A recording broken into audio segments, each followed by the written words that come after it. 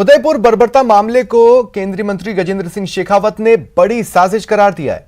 शेखावत बोले कि उदयपुर की घटना के साथ ही राजस्थान में पिछले कुछ महीने में हुई हिंसा की भी एक साथ जांच होनी चाहिए। महीनों में जो घटनाएं राजस्थान में हुई, करौली के दंगे के समय में भी हमने कहा कि इसकी विस्तृत जांच होनी चाहिए। उस समय भी उसके कनेक्शन इस तरह के अतिवादी, आतंकवादी, सेपरेटिस्ट ताकतों के साथ में कहीं सूत्र जुड़ते हुए नजर आ रहे थे, लेकिन जांच में जो तुष्टीकरण का भाव राजस्थान की सरकार का था और जो वोट बैंक की राजनीति कर रहे हैं, उसके चलते वो जांच कहाँ खो गई उसका मैं उस पर टिप्पणी नहीं करना चाहता। उसके बाद में जब जोधपुर में घटना हुई, तब भी ये कहा गया कि जोधपुर की घटना में जोधपुर से बाहर से आए हुए लोग उसमें सम्मिलित थे, उनकी विस्तृत जांच होनी चाहिए, पीएफआई कनेक्शंस के बारे में जांच होनी चाहिए, लेकिन वहाँ भी जांच कहीं खो गई। हर जगह पे इंटेलिजेंस का ग्रॉस फेलियर क्यों होता है?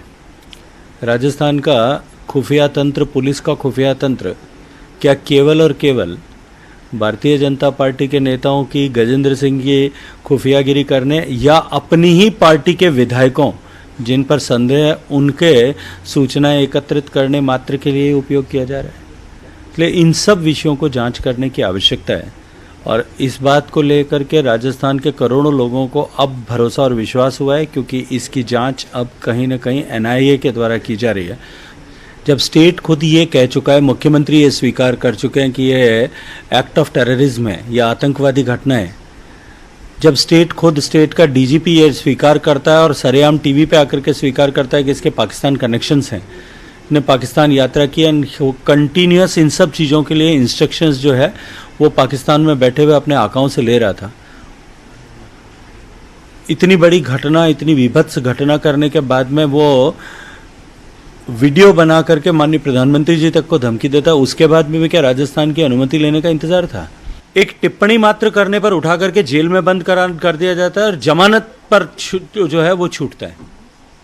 और दूसरी तरफ एलानिया जान से मार देने की धमकी दी जाती है, नामजद मुकदमा दर्ज कराया जाता है, कंप्लेंट दर्ज की जाती है और जाकर के उस कंप्लेंट का रिपीटेशन किया जाता है। टेलीफोन नंबर जिनसे धमकी आ रही है वो प्रोवाइड किए जाते हैं, व्हाट्सएप नंबर जिससे धमकी आ रही है वो प्रोवाइड किए जाते हैं। 3 बार पुलिस थाने में जाने के बाद में भी, पुलिस को इतला करने के बाद में भी पुलिस फौरी तौर पर उसको बुला करके उसी से समझौता पत्र लिखवाती। सब कुछ कहानी यहाँ स्पष्ट हो जाती है कि पुलिस किसी अदृश्य ताकत के दबाव में काम कर रही थी और वो अदृश्य ताकत है, उसको खोजने का काम मित्र आप सब लोगों का है कि कौन वोट बैंक की राजनीति के चलते इन सब ताकतों को प्रश्रय दे रहा है, कौन ऐसे इस तरह की गतिविधियों में लिप्त रहने वाले लोगों को जांच में भी तुष्टीकरण करके, जब स्पष्ट लिप्तता पाए जाने के बाद जांच में भी तुष्टीकरण के उनको बचाने के लिए काम करता है। आपके सामने सब कुछ स्पष्ट हो जाएगा। मुझे लगता है इस प्रश्न को पूछने की भी आवश्यकता नहीं रहेगी। ठीक है, बहुत धन्यवाद। तो मैं साफ तौर पे कहना है कि पूरी तरह से जांच होनी चाहिए और उसके बाद सब कुछ जो है वो स्पष्ट हो जाएगा। कैमसन प्रकाश गुप्ता के साथ विनीत कुमार, न्यूज़ 18 दिल्ली।